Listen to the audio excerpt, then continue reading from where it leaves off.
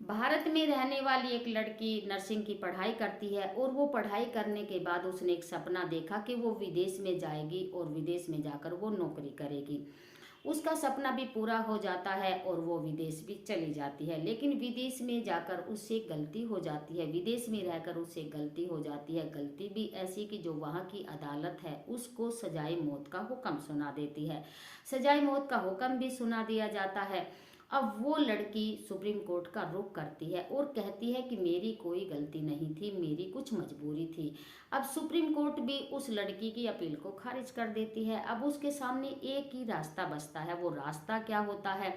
रास्ता होता है राष्ट्रपति के दर पर जाकर अपील करना। राष्ट्रपति के दर पर जाकर अपील भी की जाती है, लेकिन राष्ट्रपति जी को भी उस लड़की पर कोई दया नहीं आती है और राष्ट्रपति भी उस लड़की की अपील को खारिज कर देते हैं।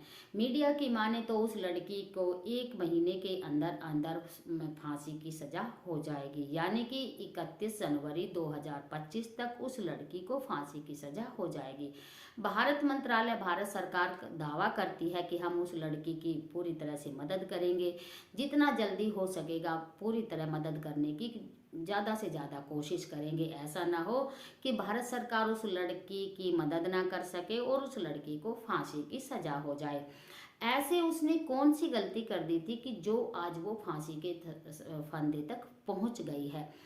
दोस्तों, मेरा नाम है रेखा देवी। आदाब, नमस्कार, सत श्री अकाल। और जो आज मैं आपके सामने सच्ची घटना लेकर आई हूँ, इसको ज़्यादा से ज़्यादा शेयर जरूर करना है, ताकि किसी की जिंदगी का सवाल है, किसी का भला हो जाए। दोस्तों, भारत का एक राज्य लगता है केरल, और केरल की जो राजधानी है तिरुवनंतपुरम से लगभग 340 किलोमीटर दूर एक जिला लगता है पलक्कड़। पलक्कड़ की रहने वाली एक लड़की है निमिषा प्रिया, जिसका नाम है। तो निमिषा प्रिया 2008 में वो अपनी पढ़ाई पूरी कर लेती है, नर्स की पढ़ाई पूरी कर लेती है। पढ़ाई पूरी करने के बाद वो जो अपने इलाके के जो आसपास में वो अपना नर्स की नौकरी करने लगती है, और नौकरी करते करते उसको 2-4 साल बीत जाते हैं। इसी बीच 2011 में निमिषा प्रिया की बड़े ही धूमधाम से शादी हो जाती है। उसकी ज़िंदगी में सब कुछ ठीक ठाक चल रहा था। एक दिन वो अपने पति से कहती है कि यदि आपको कोई ऐतराज़ ना हो तो हम विदेश में चले और वहीं पर जाकर जो है हम अपना जीवन व्यतीत करेंगे। उसका जो पति होता है ज़्यादा पढ़ा लिखा नहीं होता है, उसको इन बातों की कोई नॉलेज नहीं होती है। दोनों पति पत्नी एक देश का रुख करते हैं, यानी कि वो यमन का रुख करते हैं। यमन की राजधानी होती है सना। दोनों पति पत्नी सना में पहुंच जाते हैं। सना में पहुंचकर जो दोनों पति पत्नी काम ढूंढने लगते हैं। जो निमिषा प्रिया का जो पति होता है वो ज़्यादा पढ़ा लिखा न होने के कारण अपना थोड़ा हेल्परी वगैरह या अपना ड्राइविंग वगैरह ही करता है, और निमिषा प्रिया एक बड़े ही अच्छे से हॉस्पिटल में जाकर वो नर्स की नौकरी करने लगती है। ऐसे ऐसे उनकी ज़िंदगी बहुत अच्छे से बीत रही थी और सब ठीक ठाक चल रहा था। ऐसे ऐसे समय बीतता है और समय बीतते बीतते उनको 1 साल हो जाता है। 1 साल के बाद उनके यहाँ एक बेटी का जन्म होता है, और जैसे ही उनके यहाँ बेटी का जन्म होता है तो उनके सामने एक छोटी सी प्रॉब्लम आ जाती है कि एक को अपना काम छोड़ना पड़ेगा और एक को काम करना पड़ेगा। तो उनका जो पति होता है वो घर बेटी को संभालता है और घर को संभालता है, और निमिषा प्रिया जो होती है वो नौकरी करती रहती है, क्योंकि उसकी नौकरी जो है अच्छी थी और उसका काम ठीक ठाक चल रहा था। अब जैसे जैसे समय बीतता है और समय के साथ साथ उनके घर में जो है आर्थिक संकट आने लगता है, यानी कि उनके यहाँ पैसों की तंगी होने लगती है।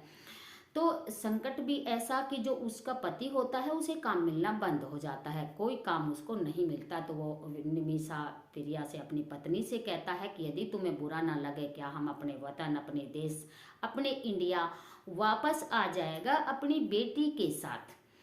अब निमिषा प्रिया का जो पति होता है 2014 में वो अपनी बेटी को लेकर अपने देश, अपने इंडिया केरल में आ जाता है, और जैसे ही निमिषा प्रिया का पति अपने देश का रुख करता है तो यमन में एक गृह युद्ध जैसे हालात पैदा हो जाते हैं और एक दूसरे के दुश्मन हो जाते हैं। हद तो जब हो जाती है कि जब वहीं के जो लोग हैं वो राष्ट्रपति आवास पर कब्जा कर लेते हैं।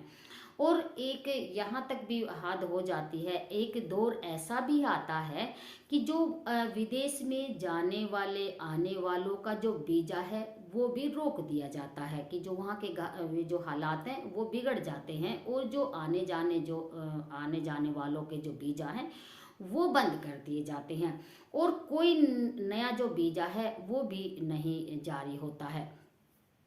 अब निमिषा प्रिया जो होती है वो अपने पति के टच में रहती है, अपने पति को यमन में बुलाने की कोशिश करती है, लेकिन जो वहाँ की सरकार ने ऐसी पाबंदी लगा दी थी कि ना तो कोई इधर से जा सकता है और ना ही विदेश से कोई यमन में आ सकता है, और जो उसका पति होता है वो भी उससे कोई भी संपर्क साधने में नाकाम रहता है, उससे कोई मतलब अपनी पत्नी निमिषा प्रिया से उसका संपर्क भी टूट जाता है।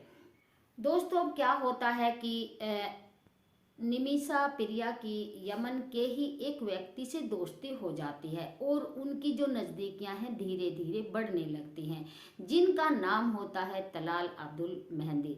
तलाल अब्दुल मेहंदी और जो निमिषा प्रिया है दोनों मिलकर एक फैसला लेते हैं, और वो फैसला क्या होता है कि हम क्यों ना हम दोनों मिलकर अपना ही यहाँ हॉस्पिटल खोल लें, तो इनकम अच्छी होगी तो सब कुछ अच्छा होगा। तो तलाल अब्दुल मेहंदी कहते हैं ये तो बहुत अच्छी बात है। तलाल अब्दुल मेहंदी पैसे का इंतजाम करते हैं, और पैसे का इंतजाम होते ही वहाँ पर 2015 में एक बहुत ही अच्छे लेवल का क्लिनिक खोल लेते हैं, और जैसे क्लिनिक खोल लेते हैं और अपने ही क्लिनिक में काम शुरू हो जाता है, और जैसे काम शुरू होता है तो वहाँ का हॉस्पिटल की जो इनकम है वो भी ठीक ठाक होने लगती है। दोस्तों, दोनों मिलकर इस काम को शुरू कर देते हैं, लेकिन यमन का एक कानून और भी था कि जैसे ही ये क्लिनिक इन्होंने शुरू किया था या कोई दूसरा काम ये शुरू करते हैं तो इस काम को करने के लिए या तो यहाँ का रहने वाला यानी कि स्थानीय निवासी ही इस काम को कर सकता है, विदेशियों को इस काम की अनुमति नहीं मिलती है।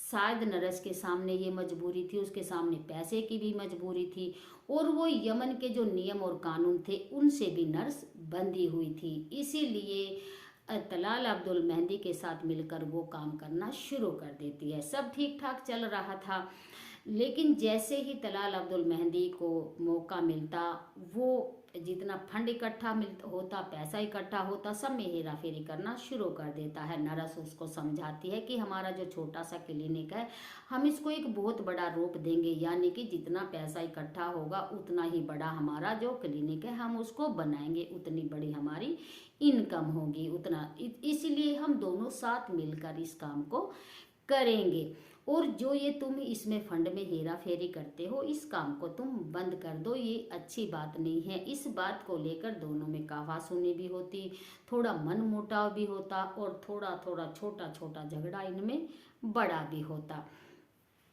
नर्स तलाल अब्दुल मेहंदी से कहती है कि यदि तुम इसी तरीके से चलते रहे तो ये एक दिन तुम्हारा जो क्लिनिक है वो बंद हो जाएगा, तुम्हें इस बात का एहसास भी नहीं होगा। फिर भी उनमें आपस में मनमुटाव होता रहता है।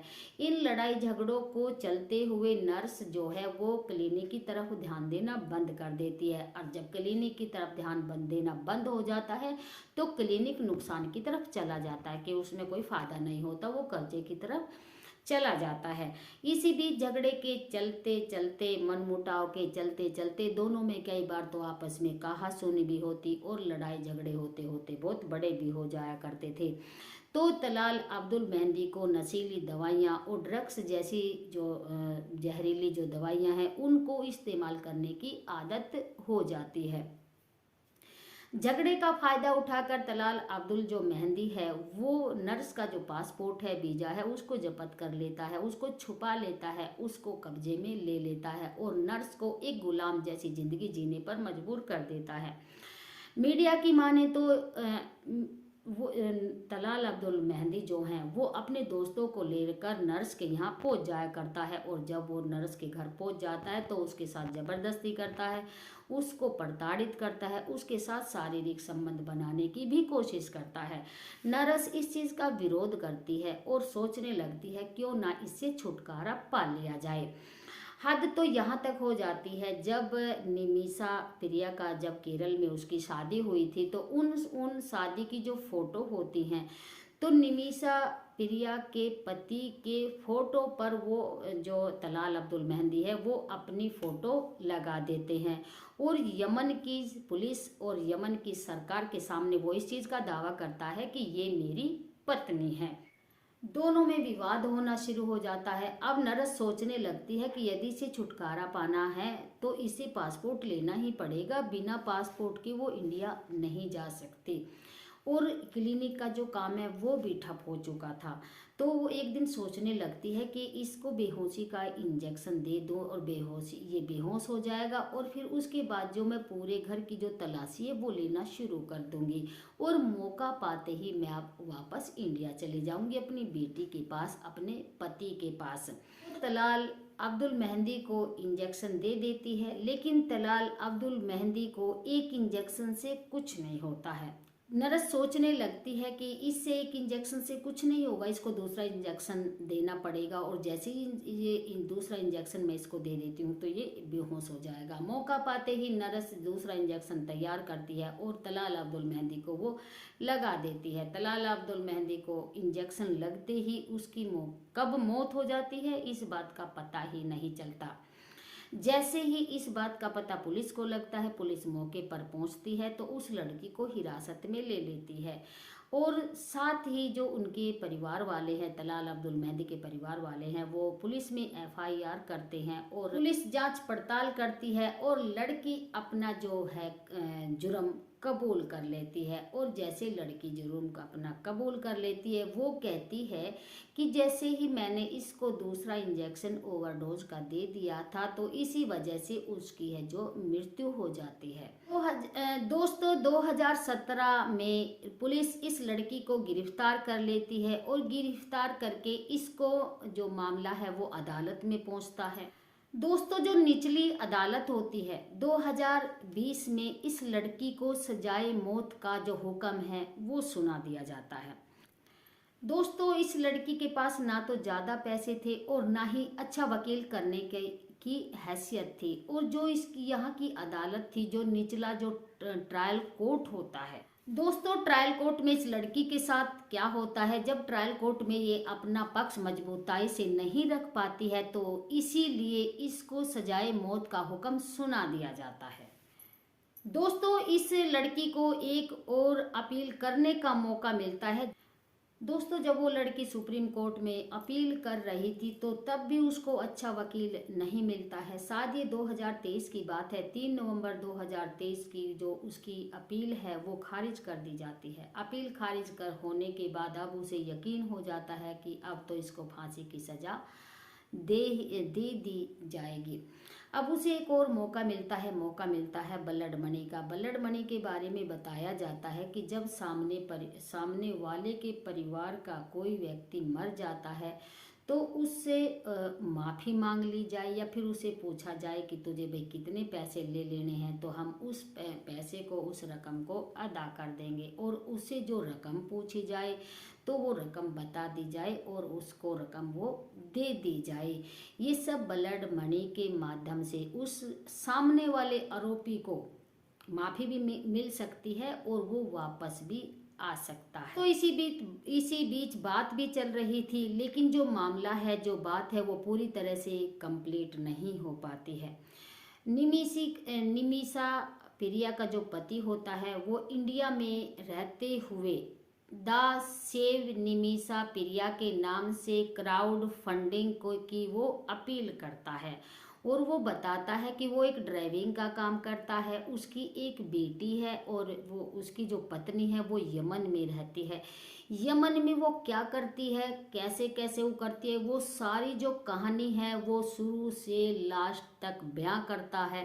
तो तो पूरी कहानी बयां करने के बाद जो मामला है वो वायरल भी हो जाता है और जो क्राउड फंडिंग की जो मनी है वो भी इकट्ठा हो जाती है, लेकिन इसमें पारदर्शिता ना होने के कारण जो मामला है वो बीच में ही लटक तो 1 करोड़ 60 लाख में बात तय हो जाती है। अल अब्दुल मेहंदी के जो परिवार वाले थे उन्होंने अब मना कर दिया था, और मना कर दिया था तो वो ये मामला जो है अब फिर से बीच में लटक जाता है। ऐसी स्थिति में जो मामला है वो राष्ट्रपति के यहाँ जाता है ताकि राष्ट्रपति के यहाँ अपील की जा सके और इस लड़की की जिंदगी को बचाया जा सके। यहाँ के जो राष्ट्रपति हैं, बताया जाता है कि जो दिसंबर 2024 में यहाँ के राष्ट्रपति ने भी इस लड़की की अपील को खारिज कर दिया था। इस दिसंबर 2024 में जो भारत का मंत्रालय है वो इस बात की पुष्टि करता है कि जो यमन के राष्ट्रपति ने इस लड़की की अपील को खारिज कर दिया था। यदि उसे फांसी होती है तो मीडिया रिपोर्ट ये दावा करती है कि उसके पास 1 महीने का समय है। तो इस लड़की से 1 महीने में कुछ नहीं होता तो इस लड़की को 31 जनवरी 2025 को इस फांसी के तख्ते पर चढ़ा दिया जाएगा। ये लड़की 2017 से अभी तक ये सलाखों के पीछे है, यानी कि जेल में। दोस्तों, इस लड़की की जो माँ है वो अपनी बेटी को बचाने के काफ़ी प्रयास कर रही है, लेकिन सभी प्रयास इनके फेल हो रहे हैं, बिल्कुल नाकाम हो रहे हैं। इस लड़की की जिंदगी खतरे में है। हालांकि भारत सरकार इस लड़की को बचाने की तमाम कोशिशों में लगी हुई है। भारत सरकार जो है वो दावा कर रही है और कह रही है कि जो हम इस लड़की को बचाने की हर संभव कोशिश करेंगे। दोस्तों, सफलता मिलती है या नहीं, इस लड़की को फांसी होती है या नहीं, भारत सरकार इस लड़की को बचा पाती है या नहीं, आगे हम आप पर छोड़ते हैं और आगे हम इस जो ये केस है इसके हम वेट करते हैं। और मैं उम्मीद करूंगी कि जो भगवान जो करेगा इसके साथ अच्छा करेगा और इसकी हर तरह से सभी को मदद करनी चाहिए। मैं हाथ जोड़कर भारत सरकार से विनती करती हूँ कि जो निमिषा प्रिया है इसकी हर तरह से जिस पे जो हो सके उसकी हर तरह से मदद करनी चाहिए और इसको फांसी के तख्ते से बचाना चाहिए। इसने जो गलती की है वो मजबूरी में की है, इसने गलती जानबूझ के इसने गलती नहीं की है और ज़्यादा से ज़्यादा जल्दी से जल्दी इसकी कोशिश होनी चाहिए। और बस मेरी तहे दिल से यही है और जिस पे जितनी मदद हो करनी चाहिए। और फिर मिलती हूँ एक नई वीडियो के साथ, एक नई सच्ची घटना के साथ। फिर मिलते हैं, फिर होते हैं आपके साथ हाजिर। जय हिंद, जय भारत, जय हिंदुस्तान। और सभी जितने मेरे भारतवासी जो हैं और मेरी राष्ट्रपति जी से हाथ जोड़कर विनती है कि आप जितनी कोशिश हो जल्दी से जल्दी निमिषा प्रिया की आप मदद करिए। आपका तहे दिल से बहुत बहुत हो जाए, एक जो है बेकसूर जो जान है वो बच जाए। फिर मिलते हैं एक नई